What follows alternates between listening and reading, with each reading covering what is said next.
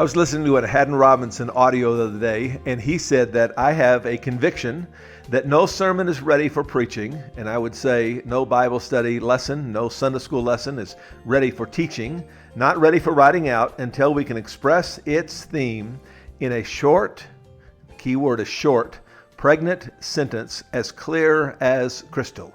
And today's sentence for me is we need to abandon the me first mindset. Would you say it with me? Abandon the me first mindset. It's not original with me. I heard this in a sermon years ago, probably 20 years or more ago, would be probably 25 years or so ago. And I can still remember it because the preacher said it in a short, pithy way. People do not remember paragraphs. People do not remember Bible lessons, Rick Warren said. People do not remember sermons. What they remember is slogans, short, pithy statements. And we would do well to inject our teaching with those. And today's statement is we want to abandon the me first mindset. Say it with me. Even say it softly. We say it with me. Abandon the me first mindset. This is in a series on another short, pithy statement, and that is the quality of your life is all about the quality of your relationships.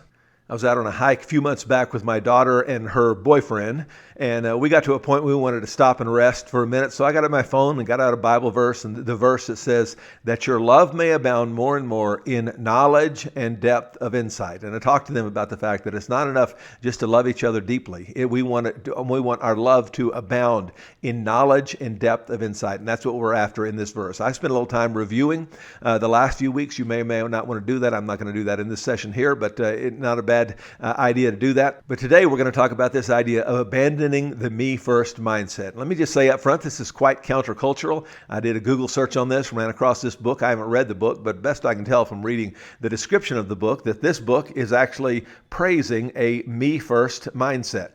And this me first mindset is very common in our culture. I had a couple of experiences just this last week. Of course, it's kind of on my brain because I was thinking about this message, and you might ask your people, where have you seen expressions of this me first mindset showing themselves?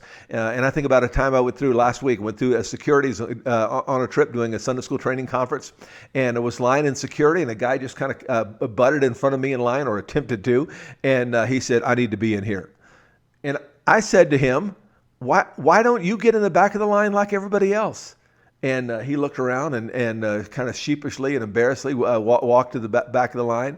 But there's this tendency for us to say, I want to go to the front of the line. The truth is, all of us want to go to the front of the line. I don't particularly want to wait in the back of this line. And then another time this last week, the little light on my dashboard came on that said my tires were low, and I might lose my man card by admitting this right now. But anyway, we've got a place in town, you probably do too, where you can get your tires, the air in your tires checked for free. And so I went in there, and happily, sometimes there's a long line to get that done, but at any rate, I showed up, and there was one person getting the air in their tires checked, but no one else in line. So there's a cone out there in the parking lot where you line up, and I parked there, happy that I was first in line. And lo and behold, this other dude came all over here beside me, and as soon as this guy pulled out, this guy pulled in. And once again, there's this idea of the me first. And it's embedded into our DNA, and I think it's embedded in our culture. And we want to talk about it, that if you want good relationships with others, if you want to get along with your spouse, with your kid, with other people, we want to abandon the me first mindset. Say it with me, abandon the me first mindset. So here's our passage, Philippians 2, beginning in verse 1. Therefore, if you have any encouragement from being united with Christ.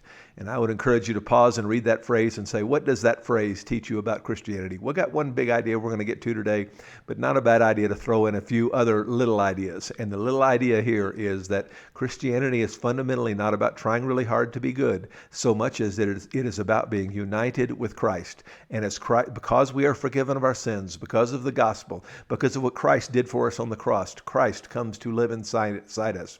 And because we are united with him, we can live. I can do all things through Christ who strengthens me, because Christ is living in me. And he says, if you have any encouragement from this, from being united with Christ, any comfort in his love, any common sharing in his spirit, any tenderness and compassion. And as I see it, what he's saying here is essentially, does the Christian faith mean anything to you? Do you love being a Christian? If you love being a Christian, then